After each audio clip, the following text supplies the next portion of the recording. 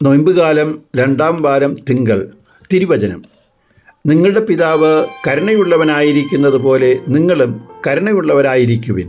ലൂക്കായുടെ സുവിശേഷം 6-ാം അധ്യായം 36-ാം തിരുവചനം.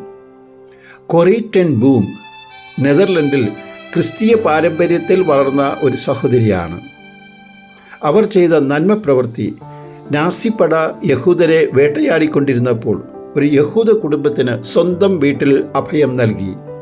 എന്നാൽ ഒരു ദിവസം ഇവർ പിടിക്കപ്പെട്ടു കഴിഞ്ഞപ്പോൾ ഇവർക്കും സ്വന്തം സഹോദരിക്കും വലിയ പീഡനങ്ങളാണ് സഹിക്കേണ്ടി വന്നത്. പീഡനങ്ങളുടെ ഇടയിൽ ഇവരുടെ സഹോദരി മരിച്ചു.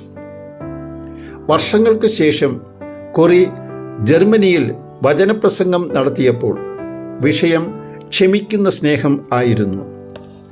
വിചിന്തനത്തിന് ശേഷം തൻ്റെ മുമ്പിൽ വന്നു നിന്നത് വർഷങ്ങൾക്ക് മുമ്പ് തന്നെയും സഹോദരിയെയും നാസി ക്യാമ്പിൽ പീഡനങ്ങൾക്ക് നേതൃത്വം നൽകിയ ഗാർഡ് ആയിരുന്നു. അദ്ദേഹം മാപ്പ് ചോദിച്ചു.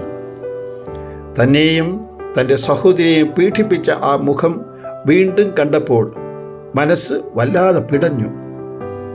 കണ്ണടച്ച് കൊറി പ്രാർത്ഥിച്ചു. തുടർന്ന് അദ്ദേഹത്തോട് ക്ഷമിച്ചു. ക്ഷമിക്കുക എത്രമാത്രം പ്രയാസമായിരുന്നുവെന്ന് ഒരു വേദിയിൽ അവർ പങ്കുവച്ചു. അവർ പറഞ്ഞത്, കണ്ണടച്ച് പ്രാർത്ഥിച്ചപ്പോൾ ക്ഷമിക്കുന്ന സ്നേഹം ഒരു പ്രവാഹമായി തൻ്റെ ഹൃദയത്തിലേക്ക് ഒഴുകി വന്നു എന്നാണ്. നാം നമ്മുടെ ബലഹീനതകളെ അതിജീവിക്കുവാനും ക്ഷമിക്കുന്ന സ്നേഹം കൊണ്ട് നമ്മെ അനുഗ്രഹിക്കുവാനും ക്രൂശിതനായ യേശുവിനോട് നമുക്ക് പ്രാർത്ഥിക്കാം.